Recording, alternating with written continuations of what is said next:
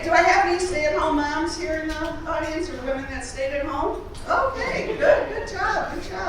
I told my husband the other day that I was ready to become a stay-at-home mom, and he's like, sweetheart, the kids moved out a few years ago.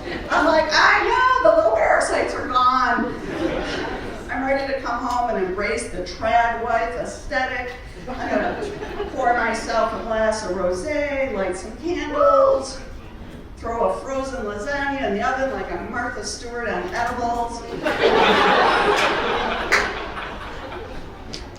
I'm gonna watch HGTV like I'm studying for an exam. I'm gonna practice my big reveal face. Shiplap again!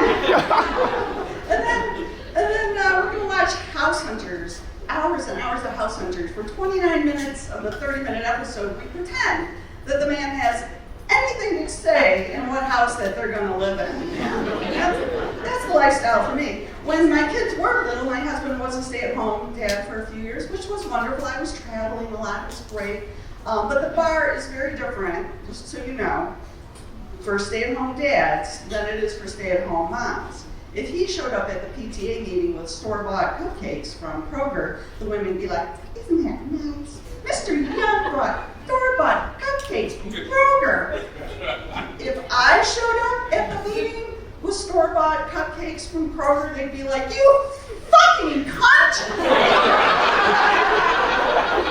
Don't you love your children enough to make homemade baked goods? Just warning you, it's happening.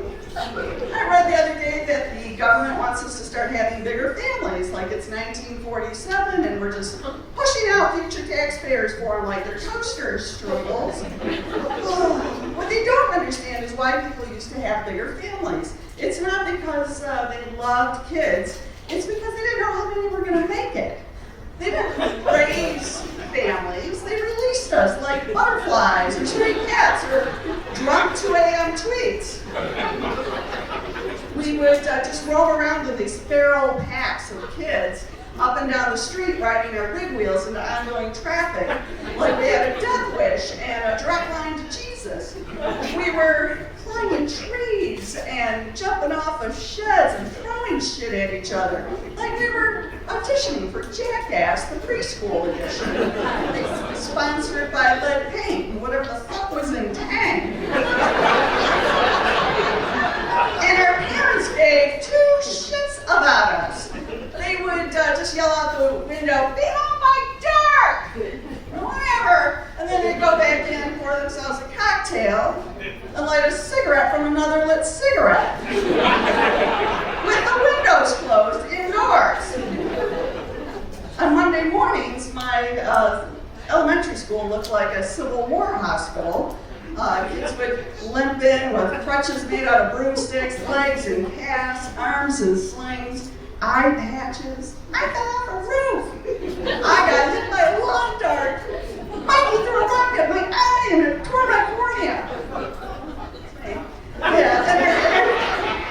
Thanks, fucking Mikey Moore. But anyway.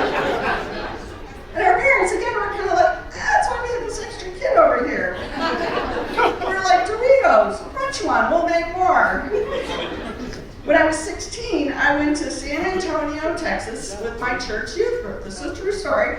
I was gone 3 days before my dad turned to my mom and said, hey, what's her name? My mom's like, Texas. He's like, Texas? I had no idea that I was gone 3 days. Hadn't even thought about me. They weren't putting kids' faces on milk cartons to let other people know that kids were missing. They were doing it so the parents would learn that their kids were missing. My dad would have been like, this kid looks familiar.